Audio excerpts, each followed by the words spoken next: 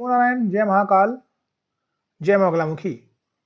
सभी मेरे दर्शकों का बहुत बहुत स्वागत है। मैं आशा करता हूँ आप सभी लोग स्वस्थ होंगे, आपकी आध्यात्मिक उन्नति आगे बढ़ रही होगी। आज के मेरे वीडियो का टॉपिक है कि पूजा साधना करते समय कितने दिनों के बाद देवता की शक्ति जागृत हो जाती है, इसमें कितना समय लगता है। यदि आप मेरे चैनल पर पहली बार आए हैं, इस वीडियो को लाइक करें, शेयर करें, पसंद आने पर बेल नोटिफिकेशन को भी जरूर दबाइएगा ताकि नेक्स्ट वीडियो का नोटिफिकेशन आपको जरूर मिले। पूजा और साधना के दौरान देवता की शक्ति का जागरण एक महत्वपूर्ण और गहन आध्यात्मिक प्रक्रिया है जो व्यक्ति की श्रद्धा, निष्ठा, समय, साधना की विधि और वातावरण पर निर्भर करती है। हिंदू धर्म में पूजा एक पवित्र क्रिया मानी जाती है जिसके माध्यम से हम देवता को समर्पण, आशीर्वाद और सहायता प्राप्त करने के लिए आदर प्रकट करते हैं। पूजा करते समय यह मानता है कि जब श्रद्धा और विश्वास के साथ पूजा की जाती है तो देवता की शक्ति जागृत होती है और भक्त को आशीर्वाद प्रदान करती है। आज के वीडियो से हम इसी बातों को जानेंगे। सबसे पहले हम जानते हैं कि पूजा के दौरान देवता की शक्ति जागृत होने में क्या प्रभावित करने वाले तत्व होते हैं। देखिए, सबसे पहला तत्व होता है श्रद्धा और विश्वास। यदि व्यक्ति पूरी निष्ठा और विश्वास के साथ पूजा करता है तो यह प्रक्रिया तेज हो सकती है। भगवान की शक्ति जागृत होने के लिए भक्त का मन पूरी तरह से समर्पित होना चाहिए। बिना श्रद्धा और विश्वास के पूजा का प्रभाव कम हो जाता है, इसलिए पूजा के दौरान विश्वास का होना बहुत जरूरी है। दूसरी बात आती है, पूजा के दौरान विधि का पालन करना भी महत्वपूर्ण है। हर देवता की पूजा एक विशेष विधि से होती है जिसे ठीक से पालन करना आवश्यक होता है। अगर पूजा विधि सही तरीके से नहीं की जाती है तो शक्ति जागरण की प्रक्रिया में रुकावट आ सकती है। इसलिए पूजा के दौरान मंत्रों का उच्चारण, हवन, अर्चन, प्रसाद आदि विधियों का पालन करना बेहद जरूरी होता है। पूजा के समय और स्थान का भी बहुत महत्व होता है। कुछ विशेष समय होते हैं जैसे कि ब्रह्म मुहूर्त, सुबह के समय का, जो पूजा के लिए शुभ माना जाता है। इसके अलावा पवित्र स्थान या पूजा स्थल का भी बहुत प्रभाव होता है। यदि पूजा स्थल शुद्ध और शांति से भरा है तो देवता की शक्ति जागृत होने में आसानी होती है। व्यक्ति का मानसिक और भावनात्मक जो स्थिति होती है वो भी पूजा के प्रभाव को बहुत प्रभावित करती है। जब व्यक्ति का मन शांत, समर्पित और प्रसन्नचित होता है तो देवता की शक्ति जागृत होने में समय कम लगता है।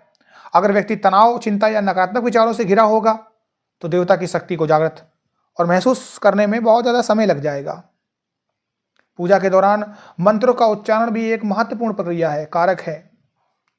मंत्रों में विशेष शक्ति होती है जो वातावरण को शुद्ध करती है और देवता की शक्ति को जागृत करती है।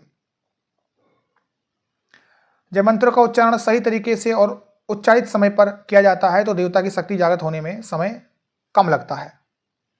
यदि कोई व्यक्ति नियमित रूप से साधना और तपस्या करता है तो उसकी आत्मा और चेतना उच्च होती है और वह देवता के निकट आ जाता है। इससे देवता की शक्ति के जागृत होने में समय कम लगता है।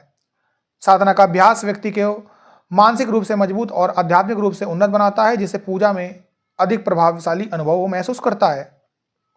यदि पूजा का उद्देश्य सही और शुद्ध है तो देवता की शक्ति जागृत होने में कम समय लगेगा। पूजा केवल भौतिक लाभ के लिए नहीं बल्कि आध्यात्मिक उन्नति, शांति और मुक्ति के लिए भी होनी चाहिए। जब उद्देश्य शुद्ध और उच्च होता है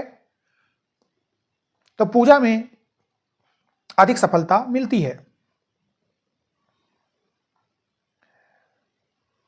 अब बात आती है देवता की शक्ति जागृत होने में समय का भेद।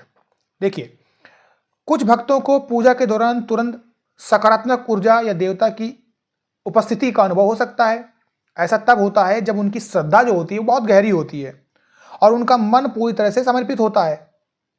वे अपनी पूजा में पूर्ण रूप से लीन होते हैं और तुरंत देवता की शक्ति को महसूस कर लेते हैं। अब दूसरी बात आती है, कुछ लोगों को यानी अधिकांश भक्तों को पूजा के दौरान देवता की शक्ति का अनुभव धीरे धीरे होता है। इस प्रकार के भक्त समय के साथ अपनी साधना में सुधार करते हैं और उनके अनुभव भी बढ़ते जाते हैं। इस प्रक्रिया में समय लगता है लेकिन यह स्थिर और गहरी होती है। कुछ भक्त जो नियमित रूप से पूजा करते हैं और वर्षों से साधना कर रहे हैं, वे लंबे समय के बाद भी देवता की शक्ति को पूरी तरह से अनुभव नहीं कर पाते हैं। दीर्घकालिक साधना जो होती है उससे आत्मा की शुद्धि होती है और व्यक्ति देवता की शक्ति को गहरे स्तर पर महसूस कर सकता है। लेकिन ये सारी चीजें तब होंगी जब आपका सही प्रकार से मन लगेगा। इस स्थिति को समझने के लिए आपको समय को और साधना की महत्वता को समझना, दोनों को समझना बहुत आवश्यक है। इस आज के वीडियो से हमने यही जाना है कि देवता की शक्ति का जागरण जो होता है वो एक गहरी और आत्मिक प्रक्रिया है जो व्यक्ति की श्रद्धा, निष्ठा, आस्था, साधना और पूजा की विधि पर निर्भर करती है। इसका कोई निश्चित समय नहीं है क्योंकि यह पूरी तरह से व्यक्ति की मानसिक स्थिति, विश्वास और साधना के तरीकों पर निर्भर करता है। पूजा के दौरान जब हम सही तरीके से समर्पण के साथ और पूर्ण श्रद्धा के साथ देवता का ध्यान करते हैं तो देवता की शक्ति जागृत होती है। कुछ भक्तों को जल्दी ही इसके प्रभाव का अनुभव हो सकता है, जबकि दूसरों को इसे महसूस करने में अधिक समय लग सकता है। पूजा का उद्देश्य केवल देवता की शक्ति को जागृत करना ही नहीं होता है, बल्कि अपनी आत्मा की शुद्धि और आध्यात्मिक उन्नति भी है।